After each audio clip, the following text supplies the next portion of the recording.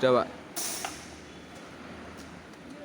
Oke, tadi baut yang ada di atas ini sudah kita bongkar ya. Ada 1, 2, 3, 4, 5, 6, 7 isi baut. Ini sudah kita lepas, kita kelompokkan seperti ini.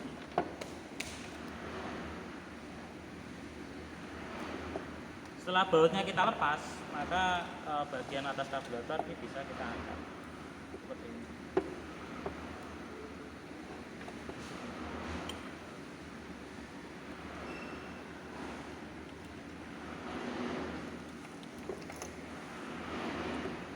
Nah, ini adalah bagian dalam di karburator. Ya, bagian dalamnya seperti ini.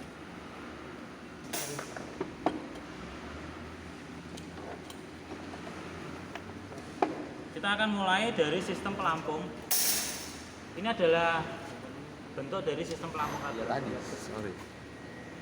Sistem pelampung ini berfungsi untuk mempertahankan volume bahan bakar di dalam karburator. Jadi nanti volume bahan bakar di sini di dalam ruang pelampung ini dipertahankan ketinggiannya oleh pelampung ini. Nah, kenapa kok dia harus dipertahankan ketinggiannya? Karena bahan bakar itu sendiri kalau misalkan dia itu terlalu rendah, terlalu di bawah sini ya, itu maka di karburator bahan bakarnya tidak akan bisa terhisap, atau karena bahan bakarnya itu jumlahnya sangat limit, sangat sedikit sehingga nggak terhisap, mesin tidak akan dapat suplai. Begitu juga kalau bahan bakarnya terlalu tinggi. Kalau bahan bakarnya terlalu tinggi maka besar kemungkinan bahan bakar akan banjir atau membanjiri, atau istilahnya bahan bakar itu masuk ke dalam ruang intake manifold atau ruang mesin itu dalam bentuk masih bahan bakar cair, sehingga mesin tidak akan bisa hidup atau akan mati. Maka dari itu untuk ini ketinggian bahan bakar ya penting juga dijaga ketinggiannya oleh sistem pelampung. Pelampung itu nanti dia akan naik turun seperti ini ketika bekerja. Nah, di dalam sistem pelampung ada komponen yang menunjang, yaitu pelampungnya itu sendiri. Terus ini namanya jarum needle valve, bentuknya kecil sih di sini. Ini jarum needle valve. Fungsi jarum needle valve di sini adalah untuk ini ya, untuk membuka dan menutup saluran bahan bakar. Jadi saluran bahan bakar itu masuk dari sini ke ruang pelampung. Ketika sudah penuh maka pelampung akan menutup jarum needle valve di sini. Dia akan menutup seperti ini sehingga saluran bahan bakarnya menjadi terhenti atau tidak masuk ke dalam ruang pelampung untuk mencegah banjir tadi. Ya. Terus di sini ada bagian yang bisa naik turun seperti ini. Ini namanya power piston. Ini power piston. Jadi ketika nanti mesin itu membutuhkan suplai bahan bakar yang banyak, power piston ini akan mensuplai campuran udara dan bahan bakar ke dalam ruang bahan bakar atau ruang mesin. Prinsipnya adalah ketika nanti karburator itu terkena beban atau mesin itu terkena beban, terlepas dari jalan tanjakan, terus penumpang yang banyak. Nah, ketika mesin itu membutuhkan tenaga, maka power piston ini akan mensuplai sejumlah besar bahan bakar ke dalam intake manifold, sehingga diharapkan mesin tidak sampai kekurangan bahan bakar. Terus di sini ada juga namanya sistem percepatan.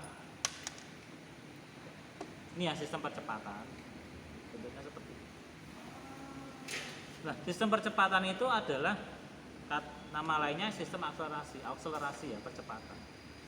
Nah, dia berfungsi untuk mensuplai bahan bakar ketika mobil itu berakselerasi. Ketika kalian itu menginjak pedal gas, ketika pedal gas kalian injak, kalian berakselerasi dari 0 ke 40 km per jam ke 60. Nah, maka sistem ini akan mensuplai bahan bakar ke dalam intake manifold atau ke dalam mesin. Gunanya apa sih? Kenapa sistem ini harus mensuplai sejumlah besar bahan bakar? Karena apa? Kalau hanya mengandalkan dari saluran kecepatan rendah itu bahan bakarnya dinilai masih kurang, makanya perlu diadakan ini sistem percepatan atau akselerasi. Caranya adalah nanti bahan bakar ketika pedal gas kalian injak ini akan tertekan ke bawah,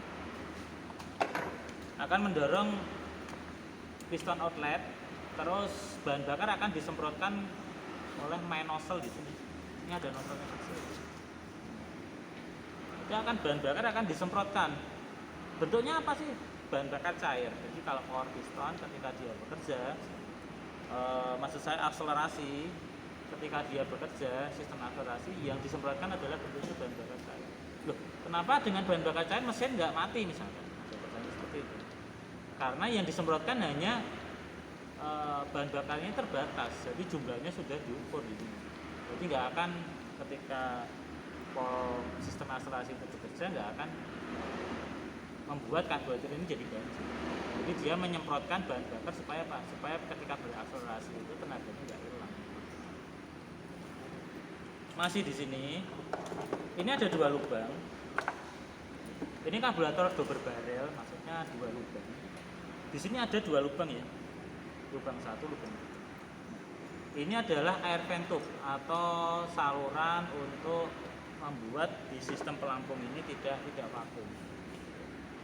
Selain itu, ini berfungsi untuk membuat supaya atomisasi bahan bakar itu berjalan dengan baik, sehingga bahan bakar nanti yang dihasilkan campuran bahan bakar itu lebih mudah terbakar. Ini ada dua lubang air vent tube, masih di seputaran sini. Bahan bakar masuknya lewat ini ya, ini inlet saluran untuk masuknya bahan bakar di sini. Terus ini saluran untuk menggerakkan sistem cuk. Jadi ini masih menggunakan sistem cuk manual. Jadi ketika kalian nanti pengen menghidupkan mesin ketika suhu udara dingin biar mesinnya itu hidupnya gampang, kalian harus menarik tuas cuk dulu. Ketika tuas cuk kalian tarik, ini akan tertutup, sehingga campuran bahan bakar dan udara itu menjadi kaya, sehingga ya mesin mudah dihidupkan. Kalau kalian tinggal di daerah panas sih sistem cuk ini nggak terlalu fungsi ya, karena tanpa sistem cuk mesin juga mudah dihidupkan. Tapi beda cerita ketika kalian nanti hidup atau mobil kalian berada di daerah yang dingin, daerah tinggi dan dingin, maka ini berfungsi. Ketika suhu udara dingin nanti mobil susah dihidupkan kalau tanpa sistem cuk ini bekerja. Ada juga karburator yang dia sistem cuknya sudah otomatis, tapi yang ada di sini sistem cuknya masih bekerja manual. Jadi kalian masih harus menarik tuas cuk untuk bisa membuat sistem cuknya ini bekerja.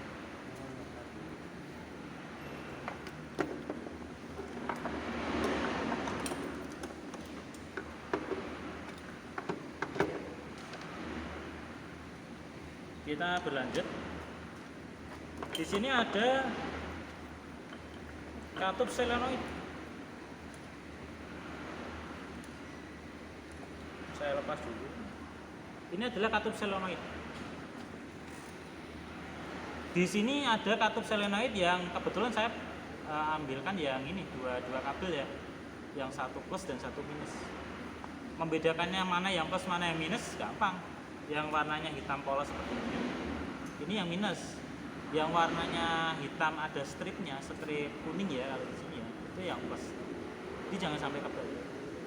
Ada juga katup solenoid yang dia hanya satu kabel. Nah, kalau katup solenoid hanya satu kabel, berarti yang kabel yang ada di situ adalah kabel plus. Nah, minusnya didapat dari mana? Dari bodi solenoid ini. Jadi ketika bodi nempel di karburator, itu dia sudah mempunyai aliran minus atau aliran massa. Tinggal kalian sambungkan yang plus saja untuk bisa mendapatkan itu bekerja. Di solenoid itu ada sealnya, ada o-ringnya. Sealnya bentuknya o-ring sih. Ini seal tapi dia bentuknya o-ring. Tujuannya apa sih di karburator dipasang solenoid? Solenoid adalah komponen di karburator yang dia itu berfungsi untuk menutup saluran bahan bakar ketika putaran mesin rendah. Jadi ketika putaran mesin rendah itu saluran bahan bakarnya ditutup oleh solenoid ketika kunci kontak off. dan ketika kunci kontak on dia akan membuka saluran bahan bakar. Kenapa harus ditutup dan dibuka? Karena ketika nanti semisal di karburator itu tidak ada solenoid atau solenoidnya rusak, itu bisa jadi ada trouble yang namanya dieseling. Dieseling itu adalah terbakarnya campuran bahan bakar dan udara, tapi tidak karena bunga api dari busi, tapi terbakarnya itu karena panas dari mesin. Itu yang kita hindari dengan cara memasang katup solenoid. Jadi katup solenoid fungsinya ada dua, menutup dan membuka saluran bahan bakar. Sesuai ini ya kunci kontak. Yang fungsi yang kedua adalah dia mencegah itu tadi trouble dieseling di sistem bahan bakar karburator.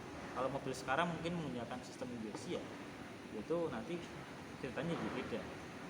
Yang kita bahas ini ada karburator yang sistemnya masih banyak yang pakai manual. Di sini ada dua nozzle ya, primary dan secondary. Terus yang mana sih primary, yang mana sekunder? Nah, yang primer ini cara membedakan antara throttle atau mana sih lubang yang primer, mana yang sekunder. Yang primer itu pasti ada katup throttle-nya seperti ini.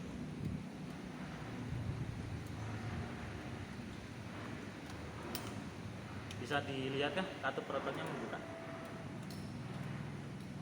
Yang atas ini ketika kalian menginjak pedal gas, ini katup throttle akan bergerak sesuai dengan kaki kalian dalam menginjak pedal gas. Di bawah itu ada throttle yang dia akan membuka dan menutup sesuai dengan pembukaan pedal gas kalian. Nah, yang ini adalah yang primer, jadi yang bawah ini yang primer. Yang atas itu adalah sekunder. Ketika kalian membuka pedal gas dari setengah ke penuh, ini katupnya akan membuka seperti ini. Ini adalah yang primer atau yang primer. Saya ulangi, yang bawah itu yang primer. Ketika kalian itu membuka pedal gas atau throttle sesuai kaki kalian. Nah, yang atas, yang ketika kalian nanti menginjak pedal gas dari setengah ke penuh, ini adalah yang sekunder. Jadi ketika kecepatan rendah ke kecepatan sedang, ini yang bekerja adalah yang primer. Nah, yang sekunder fungsinya untuk mensuplai bahan bakar ketika kecepatan tinggi. Jadi ketika kecepatan tinggi nanti suplai bahan bakar disuplai oleh dua lubang ini, primer dan sekunder. Tapi kecepatan rendah dan sedang hanya primer aja yang suplai bahan bakar. Ini untuk efisiensi saja. Jadi ketika kalian itu menggunakan mesin atau menggunakan mobil dengan berbagai macam kecepatan, di sini ada sistem yang bekerja. Ini untuk efisiensi bahan bakar. Oke. Di sini ada ini IMAS ya. IMAS itu singkatan, kepanjangannya Idle Mixture Adjusting Screw. Ya, ini di sini. Nah, IMAS ini Idle Mixture Adjusting Screw ini berfungsi untuk mendapatkan atau mengatur campuran perbandingan bahan bakar dan udara ketika RPM rendah, ketika mesin itu langsam. Ini Idle Mixture Adjusting Screw. Dimana ketika nanti proses penyetelan ini diputar ke kanan dan ke kiri sehingga didapatkan RPM mesin yang paling tinggi. Nah, itu adalah cara penyetelan dari Idle Mixture Adjusting Screw. Tipsnya di sini adalah teman-teman kalau misalkan kalian mengencangkan Idle Mixture Adjusting Screw ya, seperti ini bentuknya, ada pegasnya, ujungnya lancip. Tipsnya ketika mengencangkan jangan terlalu kencang. Karena apa? Baut IMAS ini terbuat dari bahan paduan kuningan. Nah, sedangkan karburator di sini dia menggunakan bahan logam atau besi. Ketika ada bahan yang lunak beradu dengan bahan yang keras, nanti bahan yang lunak ini gampang rusak. Seperti contohnya ini ujungnya sudah rusak. Harusnya kalau nggak rusak dia ini ujungnya ini rata. Tapi kan ini ujungnya sudah tergores. Nah, ini kalau dipakai nanti teman-teman akan kesulitan dalam penyetelan Idle Mixture tadi, kesulitan mendapatkan penyetelan campuran bahan bakar dan udara yang pas untuk kecepatan rendah. Karena apa ya, ini bagian ujungnya ini rusak. Ini trouble sih sebenarnya. Cara mengatasinya ya ganti ini, nggak bisa diperbaiki. Ya, ini harus diganti.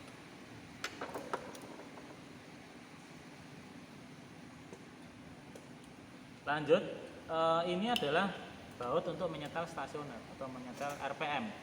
Ya. Kalau teman-teman mendapatkan di mobil itu RPM-nya terlalu tinggi, ini diputar ke kiri. Nah, kalau mobil itu mesinnya sering mati, kalian butuh RPM-nya agak tinggi, ini diputar ke kanan. Pertanyaannya, berapa sih standar RPM mobil? Kalau yang di mobil karburator itu RPM-nya berkisar antara 750 sampai 900. Kalau dengan AC RPM-nya 1000. Ya, jadi baut ini nanti ketika kalian menyetel ya, karena RPM juga selera juga, memang standarnya 750 sampai 900. Tapi ada orang yang dia punya selera mesinnya itu berputar langsam halus, di 750 misalkan. Itu kalian harus menggunakan alat ukur. Yang di setel adalah yang ini. Nanti alat ukurnya pakai duel. Alat ukurnya nanti pakai takometer. Ya, takometer untuk mengukur ini RPM mesin. Ini ada nozzle primer dan nozzle sekunder ya. Nozzle primer yang bawah, ini nozzle primer yang lebih gede ya. Yang nozzle sekunder itu lebih kecil. Nozzle primer ini berfungsi untuk mensuplai bahan bakar ketika kecepatan rendah sampai kecepatan sedang. Kalau kecepatan tinggi nanti nozzle sekunder yang akan suplai bahan bakarnya. Jadi kecepatan tinggi itu dua nozzle ini suplai semua bahan bakar. Gitu. Terus ini ada saluran untuk kalian bisa menguras atau membuang bahan bakar yang ada di dalam sini. Ini namanya drain. Drain itu untuk buang aja. Kalau misalkan di karburator itu lama nggak dibongkar, kalian khawatir di dalam ini ada kotoran, ada air atau ada benda-benda asing gitu, misal nggak habis disaring oleh filter bensin, kalian bisa buka ini. Dibuka nanti akan bahan bakarnya akan keluar. Nah, bahan bakar yang keluar bercampur dengan mungkin ada kotoran atau ada air gitu ya. Terus ini ada saluran air cut off ya, jadi ketika nanti mobil kalian itu berjalan, suhu di sekitar karburator itu panas. Ketika suhu panas itu maka campuran akan cenderung menjadi kaya, menjadi gemuk, menjadi boros.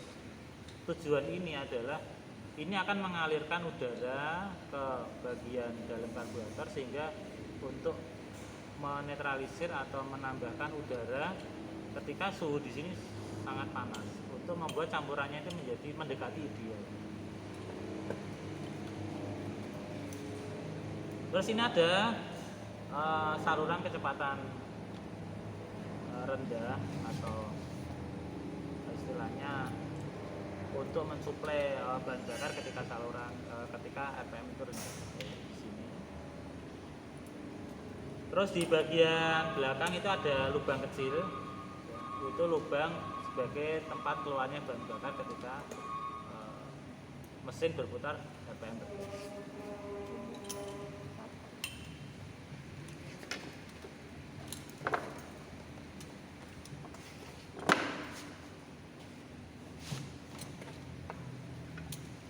Di dalam lubang pelampung ini ada main jet ya, di dalam sini ada main jet.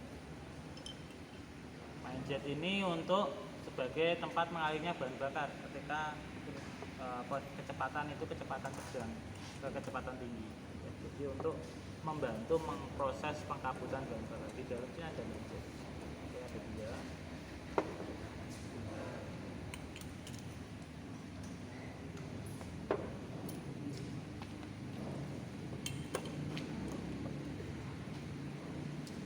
Saya kira itu yang bisa saya bagikan. Mungkin kalau ada pertanyaan atau ada kurang jelas atau ada hal-hal yang mungkin bisa disampaikan, silakan ditulis di kolom komentar atau bisa bertanya langsung ya di sini, nanti kita bahas untuk video selanjutnya. Saya kira itu. Selamat pagi, terima kasih, salam sehat selalu.